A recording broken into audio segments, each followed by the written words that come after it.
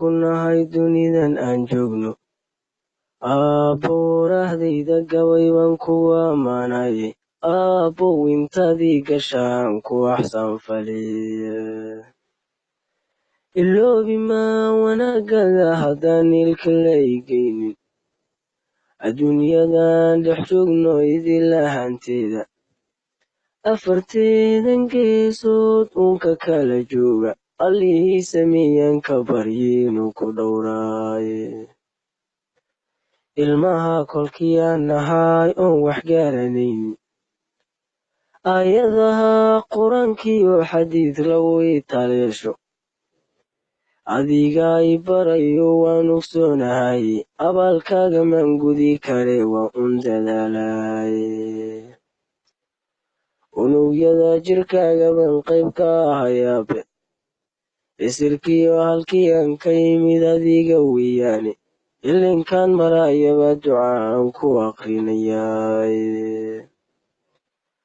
awoodoo dhan allahayo wadaa lagugu eegtaye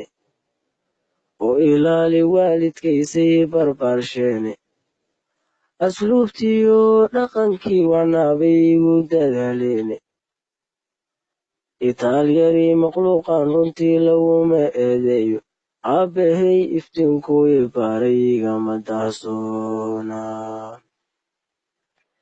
ildogsiga hadduu waalidka irida ku joogo ama uu ifka nool yahay waad istareexdaye amuuraha adduunyadu ma ahan saad u aragteene aqoon iyo nin aabbihii nool yahay kala awood dheere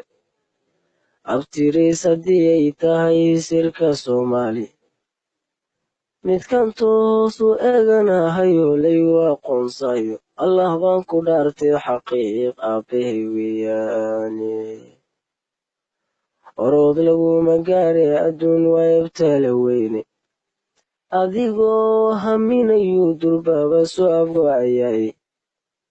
ajashiisa ka gadaal ma jiro ruuxiyaa joogaye aakhirana gurigii rasmiyoon ebid dhammaanayne allahayow hadday tahay adduun iminka aan joogno ama ay aakhiraba tahay eebba hortiisaye aabbahay rabbiyo ku sii nolol ammaanaysan adigoo ka raaliya rabbow aakhira joogo udgoonow rasuulkeeni rabbow way ishaleelaane abuubakar sidiiqiyo asxaabtii uu la jaar noqdaye u hibeey ammaankii jannaadoon ebid ammaanayn